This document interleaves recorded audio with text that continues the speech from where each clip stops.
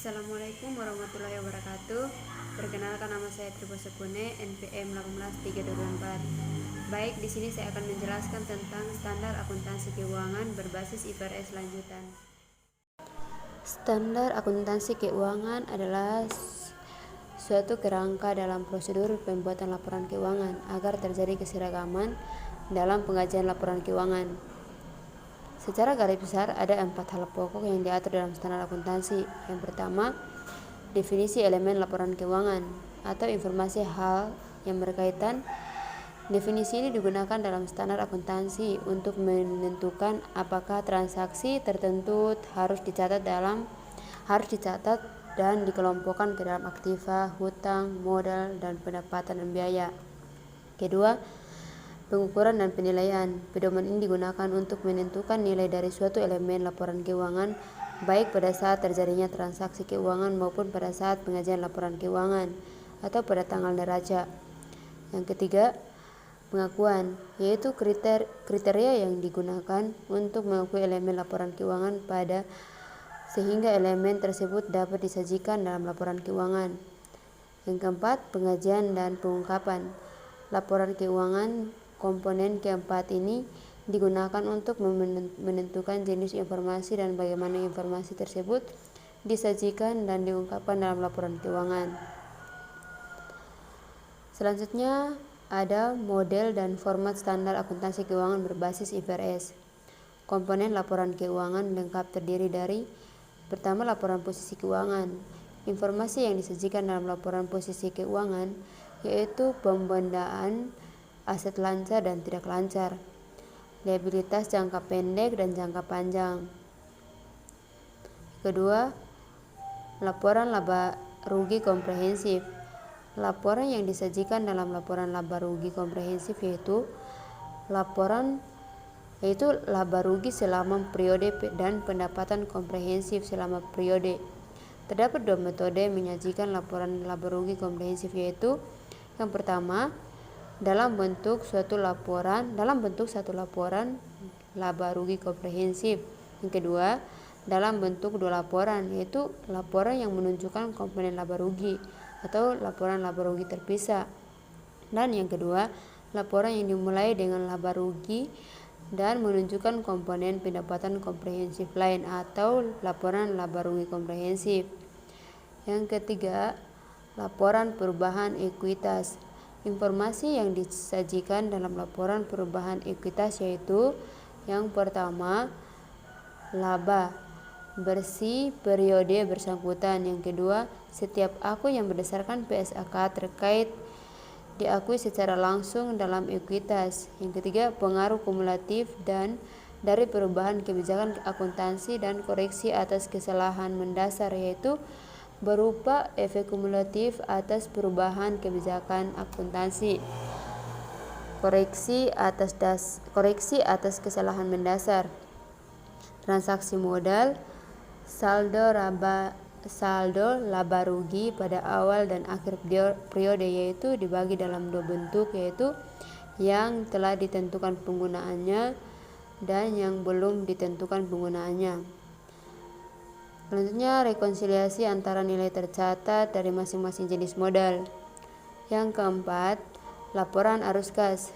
Laporan arus kas mengajikan arus kas selama periode tertentu dalam dikelompokkan menurut klasifikasi aktivitas sebagai berikut. Ada 3 bentuk, yaitu yang pertama, arus kas dari aktivitas operasi. Yang kedua, arus kas dari aktivitas investasi. Yang ketiga, arus kas dari aktivitas pendanaan. Yang kelima, catatan atas laporan keuangan. Mengajikan informasi tentang dasar penyusunan laporan keuangan dengan kebijakan akuntansi tertentu. Mengungkapkan informasi yang disyaratkan SAK yang tidak disajikan di bagian manapun dalam laporan keuangan. Memberikan informasi yang tidak disajikan di bagian manapun dalam laporan keuangan, tetapi informasi tersebut relevan untuk memahami laporan keuangan. Basis pengukurannya yaitu: pertama, biaya perolehan. Yang kedua, biaya kini. Yang ketiga, nilai realisasi dan penyelesaian. Keempat, nilai sekarang. Adapun juga SAK berbasis IFRS dalam pelaporan keuangan. 1. Laporan posisi keuangan. Laporan posisi keuangan atau yang sering disebut neraca melaporkan aset, liabilitas, dan modal entitas pada tanggal tertentu.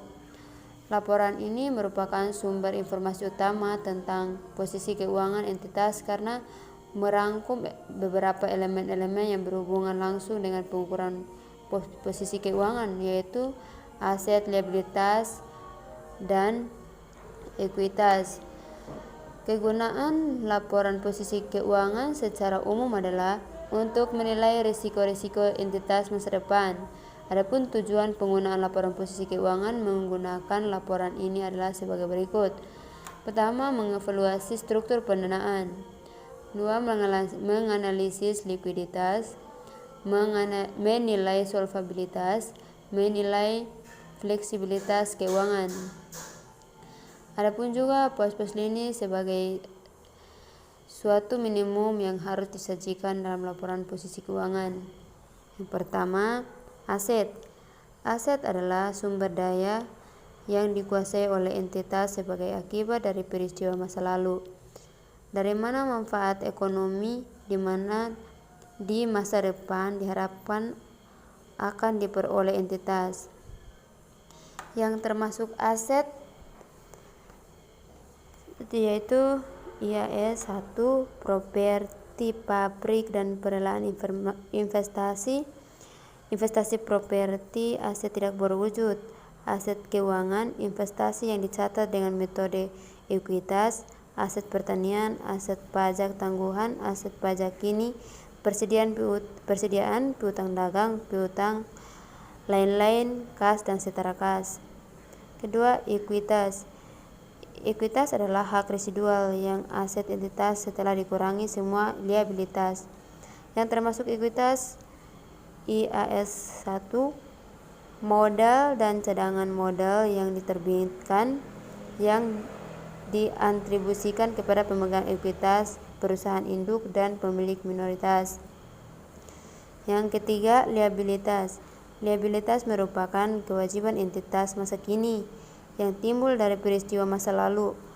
Menyelesaikannya diharapkan mengakibatkan arus keluar sumber daya entitas yang mengandung manfaat ekonomi, yang termasuk liabilitas.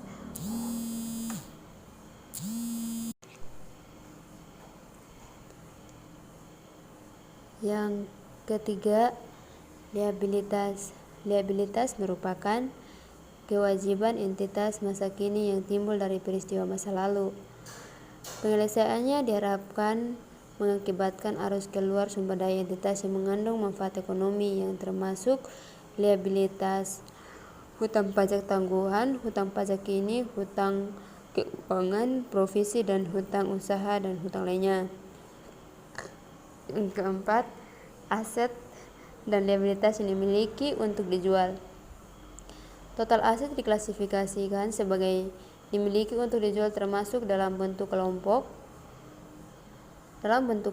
yang dihentikan untuk diklasifikasikan sebagai memiliki dijual, dan liabilitas termasuk dalam kelompok yang dihentikan sesuai standar pelaporan keuangan internasional.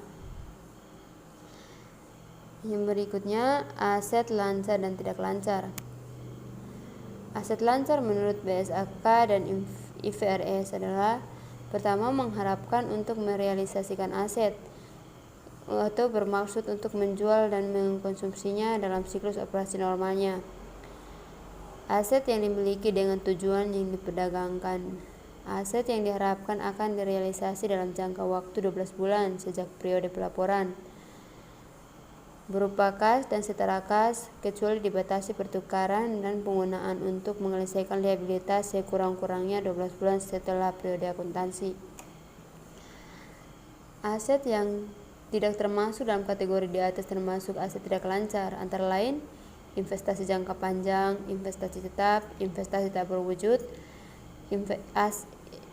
aset tak berwujud, aset lain yang bersifat tidak lancar. Liabilitas jangka pendek tak lancar dan jangka panjang atau tidak lancar. Entitas mengklasifikasikan suatu utang lancar PSAK, Visi 2009 dan IFRS. Yang pertama, mengharapkan akan diselesaikan dalam siklus operasi normalnya. Liabilitas yang dimiliki untuk tujuan yang diperdagangkan, misalnya instrumen derivatif PSAK 1, namun sebuah perubahan terhadap IAS 1 akibat dari proyek perbaikan tahunan baru-baru. Liabilitas yang dimiliki untuk dijual. Liabilitas jatuh tempo untuk dilunasi dalam 12 bulan setelah tanggal pelaporan. Entitas tidak memiliki hak yang tidak kondisional untuk menangguhkan penyelesaian liabilitas paling 2 bulan setelah pelaporan. Liabilitas tidak termasuk kategori di atas diklasifikasikan sebagai liabilitas jangka panjang. 2. Laporan laba rugi komprehensif. Laporan laba rugi komprehensif adalah laporan yang mengukur keberhasilan kinerja perusahaan selama periode tertentu. Informasi kinerja perusahaan digunakan untuk menilai dan memprediksi jumlah dan waktu atas ketidakpastian arus kas masa depan.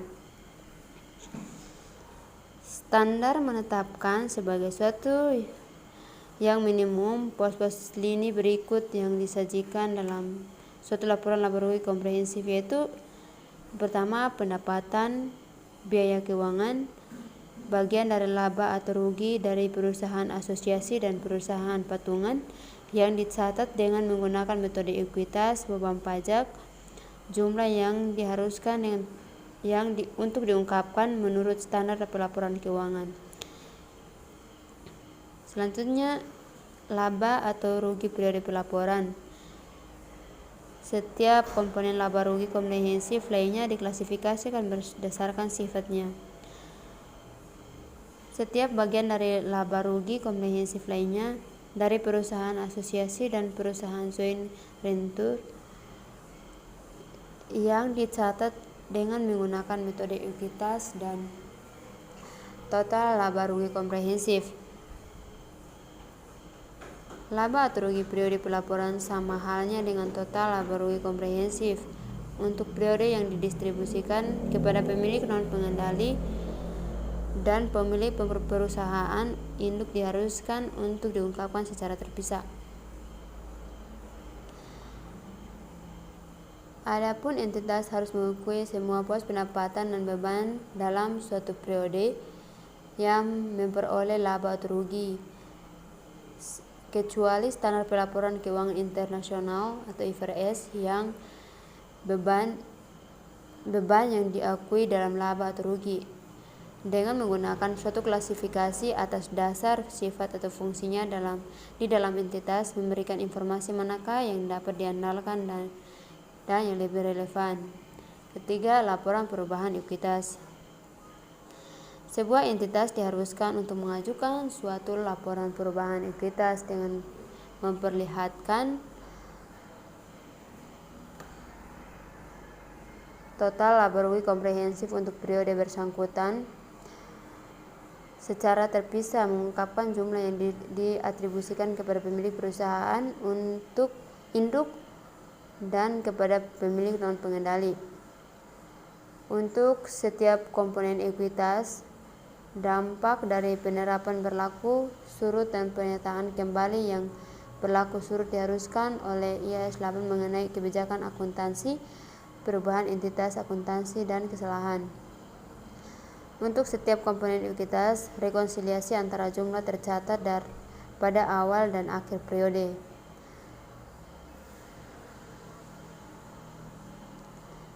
Laporan arus kas.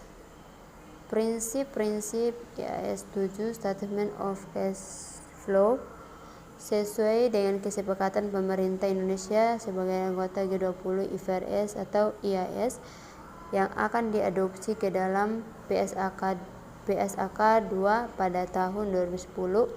Salah satunya adalah IAS 7 tentang cash flow statements. Informasi tentang arus kas.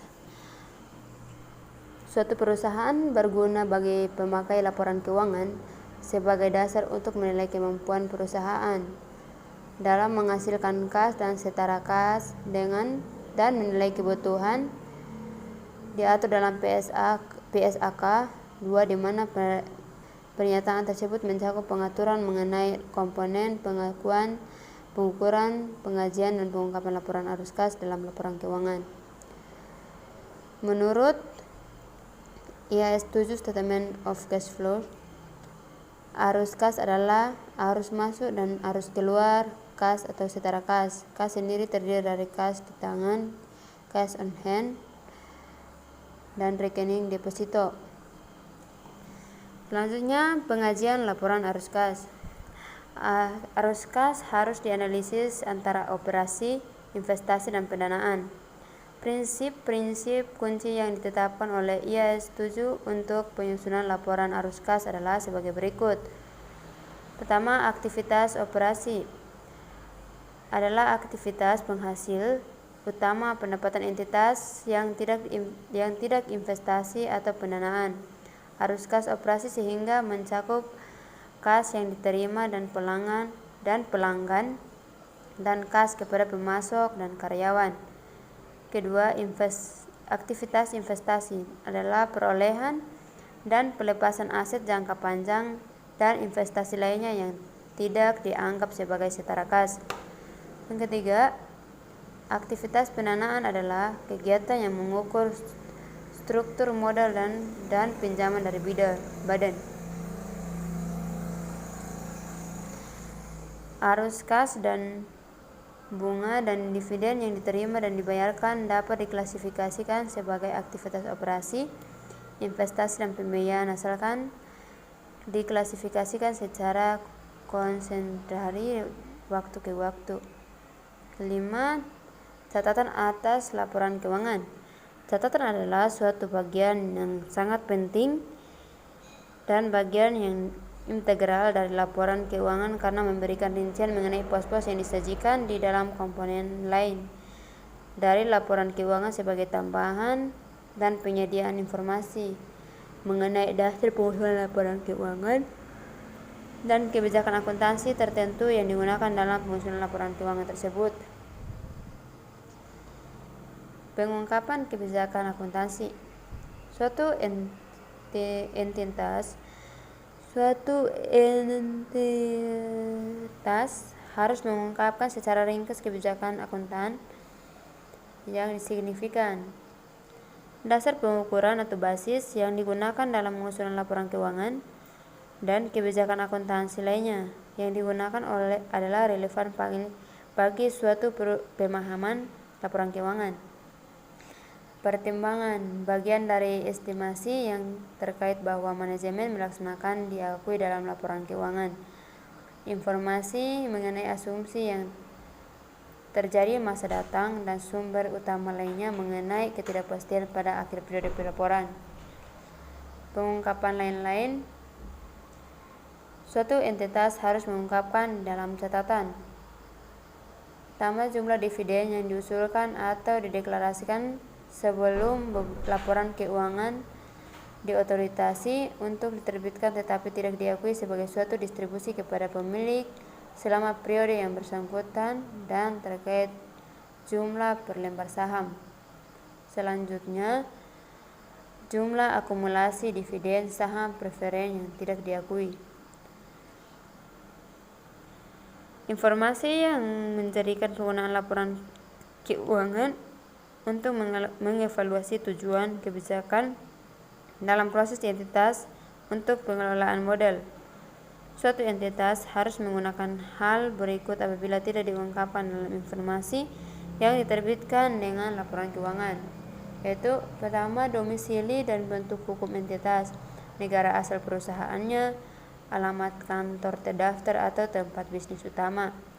Kedua, suatu deskripsi sifat kegiatan operasional entitas dan aktivitas utamanya. Tiga, nama perusahaan induk dan perusahaan induk utama dari kelompok. Adapun isu-isu krusial terkait SAK berbasis IFRS. Ada 3 permasalahan utama yang dihadapi oleh Indonesia dalam melakukan adopsi penuh IFRS. Yang pertama, kurang siapnya infrastruktur seperti Dewan Standar Akuntansi Keuangan. Kedua, kondisi peraturan perundang-undangan yang belum tentu sinkron dengan IFRS. Yang ketiga, kurang siapnya sumber daya manusia dan dunia pendidikan di Indonesia. Baik, sekian dari penjelasan dari saya. Saya ucapkan Assalamualaikum warahmatullahi wabarakatuh.